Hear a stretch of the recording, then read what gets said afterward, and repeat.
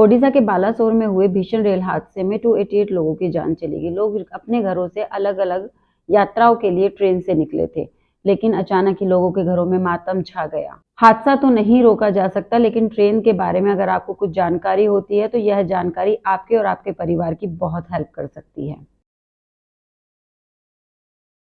नमस्कार, मैं नम्रता शर्मा हॉक्साई में आपका फिर से स्वागत करती हूँ। आज मैं आपको IRCTC के बारे में बताऊंगी, जहां पर आपको इंश्योरेंस फैसिलिटी मिलती है।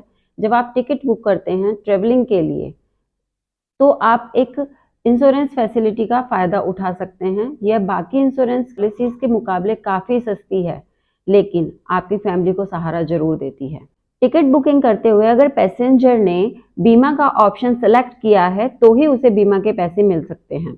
एक और जरूरी बात यहाँ पर आपको बता दें कि नॉमिनी का नाम देना बहुत जरूरी है। रेलवे की इस सुविधा को रेलवे ट्रैवल इंश्योरेंस कहते हैं। रेलवे अधिनियम 1989 के अध्याय 13 के अनुसार यदि ट्रैवलिंग करते हुए किसी पैसेंजर की डेथ हो जाती है या कोई हादसा होने के कारण वह डिसेबल हो जाता है, तो उसके लिए जिम्मेदार रेलवे को ही माना जाता है। हालांकि आत्महत्या करने की कंडीशन में रेलवे इसकी जिम्मेदारी बिल्कुल भी नहीं लेता है। आप किन कंडीशंस में बीमा कवर के लिए क्लेम कर सकते हैं? यदि ट्रेन में काम करते समय या ट्रेवल करते समय कोई दुर्घटना हो जाए तो इस कंडीशन में आप क्लेम कर सकते हैं। यदि रेलगाड़ी पटरी से उतर जाए और दुर्घटना हो जाए और आपको कोई शारीरिक क्षति पहुंचती है तो भी आप क्लेम कर सकते हैं। दो ट्रेन्स के बीच में टक्कर होने के कारण अगर यात्रियों की मौत हो जाए या फिर उन्हें कोई शारीरिक क्षति पहुंचती है तो इस कंडीशन में भी बीमा के लिए क्लेम किया जा सकता है। यदि यात्रा के दौरान कोई आतंकवादी हमला हो जाता है और उसमें आपको कोई क्षति पहुंचती है तो इस कंडीशन में भी आप बीमा के लिए क्लेम कर सकते हैं।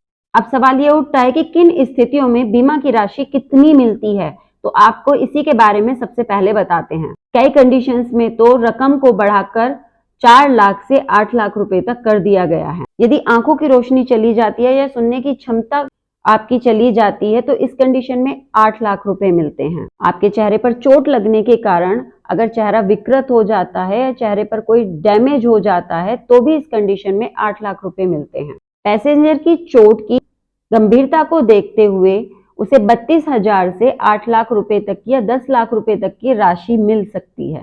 अगर कोई रेल हादसा हो जाता है तो आप किस तरीके से बीमा की राशि के लिए क्लेम कर सकते हैं? रेल अधिनियम 1989 की धारा 125 के तहत अगर कुछ हादसा हो जाता है तो पीड़ित के परिवार वाले क्लेम कर सकते हैं। पीड़ित या मृतक के परिजनों को क्लेम करने के लिए जब IRCTC से ऑनलाइन बुक करते हैं तो इंश्योरेंस का ऑप्शन मिलता है। यह फैसिलिटी केवल भारतीयों के लिए ही है।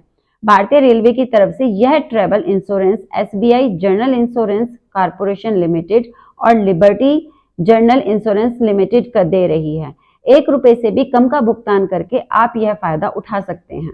आवेदन करते समय आवेदक को अपना निवास स्थान, वह जगह जहां से टिकट खरीदा हो, वह जगह जहां दुर्घटना हुई हो, इसका उल्लेख सही करना चाहिए। रेल अधिनियम 1989 की धारा 125 के तहत पीड़ित या मृतक के परिजनों को बीमा राशि के लिए रेलवे दावा अधिकरण यानी RCT में आवेदन करना होता है। इस बीमा राशि का क्लेम करने के लिए आपको 4 महीने का वक्त मिलता है। आप टिकट बुक करते समय जिस भी बीमा कंपनी का इंश्योरेंस मिला है उस कंपनी के ऑफिस जाकर भी क्लेम कर सकते हैं।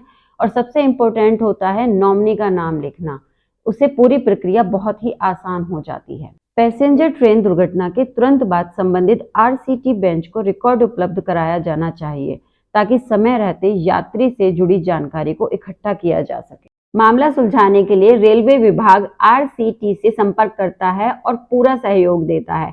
इंडियन रेलवे की वेबसाइट पर भी दुर्घटना से संबंधित और मुआवजे से संबंधित पूरी जानकारी दी गई है, जहां जाकर आप पूरी जानकारी ले सकते हैं। रेलवे का ट्रैवल इंश्योरेंस के अलावा केंद्र की प्रधानमंत्री सुरक्षा योजना भी एक बेहतर विकल्प है। इस इंश्योरेंस पॉलिसी के तहत आप सालाना सिर्फ 12 रुपए जमा करके 2 लाख रुपए तक का एक्सीडेंटल इंश्योरेंस पा सकते हैं। इस स्कीम का सालाना प्रीमियम 31 मई को बैंक खाते से खुद ब खुद कट जाता है। तो अगर आपने प्रधानमंत्री सुरक्षा बीमा योजना ली हुई है तो अपने अकाउंट को कभी भी खाली ना रखें। प्रधानमंत्री सुरक्षा बीमा योजना का रजिस्ट्रेशन आप किसी भी बैंक में या किसी भी एजेंट से करा सकते हैं। थोड़ी सी जानकारी से आप अपने और अपनी फैमिली के लिए सुरक्षित कदम उठा सकते हैं।